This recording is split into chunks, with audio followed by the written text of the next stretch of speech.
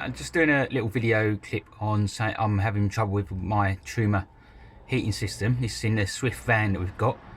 We knew there's going to be problems with the electrical heater elements, and that's what we've probably got. Just to let you know, show you, up here I've got a symbol up here, it's a warning symbol. And if I click on the control panel, hopefully you can see what I'm doing. Go down to the warnings, click on that, and I've got a W45H.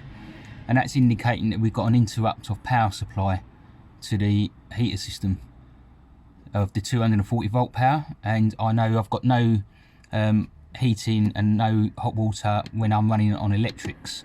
Now, going back out of this, as you can see, I'm on electric too. If I put this on gas, it works fine, but we're going through lots of gas doing that, so we do like to run it on electrics. And I've been told that the Truma electrical elements are not very good, so they do go. So maybe the fuse is gone or something. So one of the first things to check if you've got a similar fault, on the Swift vans, they have these control panels down here, which is made by, I want to see if I can find it.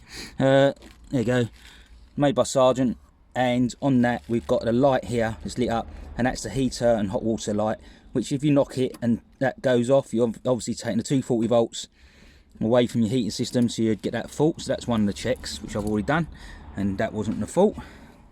The next thing over here, where I've taken out all the bedding that to where the heater system is, and on the back wall is a connection here, and this is bolted to the screw to the back wall, so you do need to unscrew this, and you can unplug this and then check you've got 240 volts coming into here.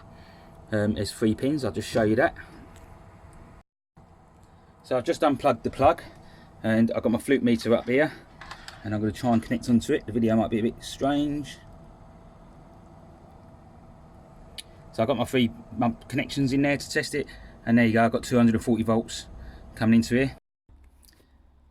Right, so the next thing we can check, we know we've got 240 volts getting into the unit. So there is a fuse right at the top here. If you take this panel off, and you can see there is a fuse. There's a 10 amp fuse. That's the 12 volt fuse. So I've checked that, and we have got I've got continuity across that. So I know that I'm getting 240 volts to the unit, and we've got the 12 volt fuse is okay. The fan's running up, so the 12 volts connection's okay. We have a control circuit through the Ethernet to the panel, because I'm being able to control it. The fan turns on and off, and I'm getting a fault error, which is the no 240 volts. So the next thing now, which is a bit more drastic, is to check the fuse for the 240 volts within the Truma, which is right down underneath the Truma, down there. The connection's underneath, I believe.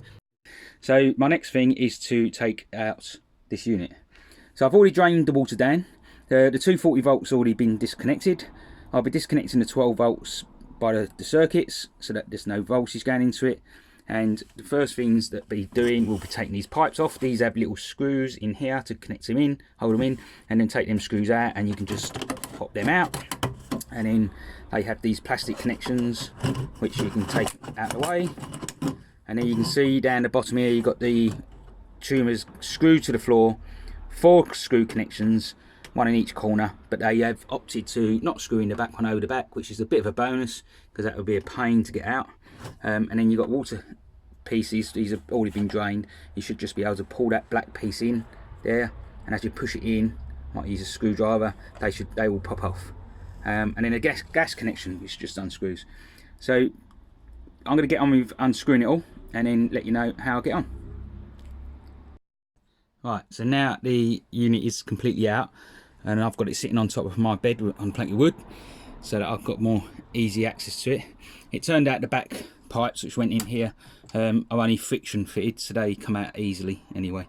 And you can get a better view of the control panel now, and the fuse that I was talking about, which is okay for this unit that I'm working on. There's supposed to be a reset button on it according to the manual as well, which I think is this part here, which doesn't seem to have gone. So the 240 volt electrical connection goes in here. There's no fixings under the bottom. Got 2 torque settings, Allen key sets at the top. So I'm going to undo them, and hopefully this panel should come away and then give me some sort of inside look at whether there's any fuse in there. Right, so I've disconnected all the heater system and brought it out to have a look. The fuse which has blown is this one down here. These are the 10 amp T rated at H or 10TH, which means they're time delayed and they're designed to take a surge current through them.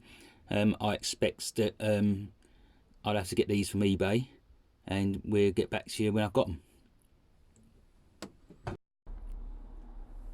Right, so I've just got my bag of fuses from eBay. I've got a packet of these, the 10 amp T rated, time rated H fuses, which are the correct one for this device, which says in the manual for the device. They cost me £2.25 on eBay, which is standard fuses. If you go to some of the caravan shops, they sell you exactly the same fuses, but they will charge you £11.20 for 5 of them. So you best have a look on eBay and get the exactly the same fuses. There's nothing special about them. I did a bit of research on why the fuse is blown as well, and some checking out on things. There's been some stuff on forums about it being this PCB that's causing the fuse to rupture.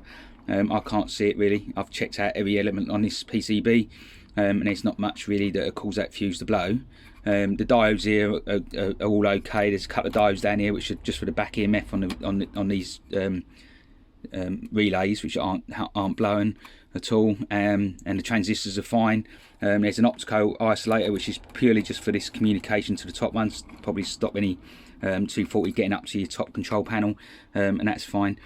The fuse holder is fine. There's no problems with the soldering or loose joints or anything on that which would cause any overheating or excess current really. There is this resistor here, R1, which I've tried to look up a schematic for this and I can't find. I've built valve amps before, and this R1 is in line with the fuse and the elements, so I'm assuming by theory of that being in line, but I can't find any markings on it, that's probably an NTC thermistor sort of resistor.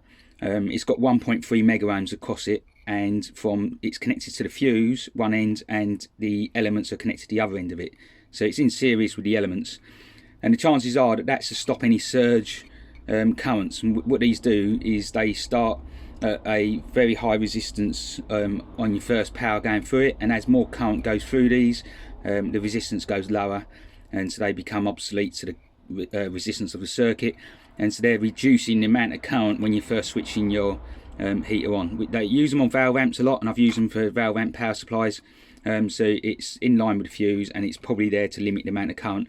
This one's fine, I've checked it out and it works okay, but that's the only thing that I can see that someone might say that the PCB is causing it to fail, and you can pick them up for a couple of pence and solder a new one in. Just check the resistance across it. If it's dead short across it, then yeah, change it.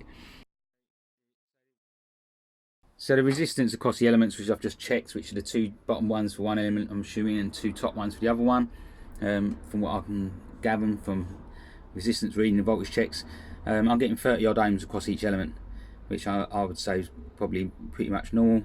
I'm getting no shorts to earth. I can't see any issues with the elements at all at the moment, so the next test is to power up and see how it behaves. Right, so I've just powered the unit up, now connected everything up. You can see the LEDs come on, the relays are all clicked, and the fan's up and running. It's been running for a while, and I've got 240 volts on the bottom element and I've got 240 volts on the top element, and I'm running this on the EL2 at the moment, and I have heat coming out the back which is running quite nice. So what I'm going to do now is switch it down to EL1 to see what happens. I'm assuming that I'm still going to have power on both the elements, but on a lower current. As I switch it down to EL1, a relay's clicked in the relay bank over there, and now I only have 130 volts on each element. So at EL2 I'm getting 240 volts on each element, and EL1 I'm getting the 130 volts on each element. So going along that lines, to protect the fuse, if it's the fuse blowing due to the amount of power that's being pulled through the unit on startup, and maybe some bad tolerances close to their limits, which is the only explanation I can come up with at the moment for the fuse blowing, I'm going to say that switching on at EL1 at initial to start up and then switching to EL2 will probably be more beneficial. So I've just switched the heating off, and the power now to the elements has gone, dissipated, the fan shut down, so it seems to be everything working correctly. But now then, I'm probably going to start reassembling the unit and putting it back in situ, and hopefully see if it survives without blowing the fuse again. Right, so that's the system all refitted back into situation. Bit of a pain to get back in rather than taking out as usual. The gas is connected up, all the electric connected up. I haven't filled it yet, so it needs priming with water. I'll do a pressure gas check to make sure that's okay, and the carbon monoxide check as well when it's running on gas.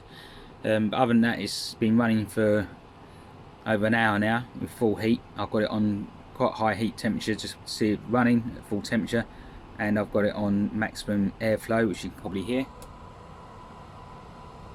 Just to be aware, you can see in the situation, this is in the Swift van. There's not much room. This is right out underneath where we sleep and our heads go on here with the bed, so we don't run this unit at night because it's annoying where it's situated. It just heats up the bed where your head is. Also, when you're packing your van, just to be aware, I just look down here, that's the airflow in to your system, so it sucks in there to blow air around your van. So if you decide to pack this full of coats and jumpers and bits and pieces everyone's chucked underneath the bed, you'd overheat this unit. It could be one of the reasons why the fuse blows, because of overheating, and it also reduce your airflow around the van. So at the moment I'm quite happy that it's running, and we'll have to give it quite a few months to see how long it lasts, and if the fuse blows again, then I've obviously got more of a bigger problem. But for me, it's not one of the best systems that I like in the van. We don't use it 100%. Over here we've got our trusty convector heater, which is 100% reliable, never lets us down, and at night we can leave this on. It's quiet as a mouse. It heats up the van with no problems at all. So really and truly, if you get any problems with the Truma heating system, invest in one of these. They're much cheaper. Anyway, thanks for watching. If you like it, give us a thumbs up. Before anyone puts any comments about working on electricity, gas and stuff like that, if you're not competent in working this stuff, don't work on it. If you under warranty with Truma, go to Truma. Most people should use a Truma engineer or dealer engineer to do their work. I am a fully qualified engineer. I'm competent in what I'm doing, so happy to do this, but I take no responsibility if anyone decides to muck around with their Truma system and then blowing it up because they don't know what they're doing. Thanks for watching. Please subscribe and give us a thumbs up.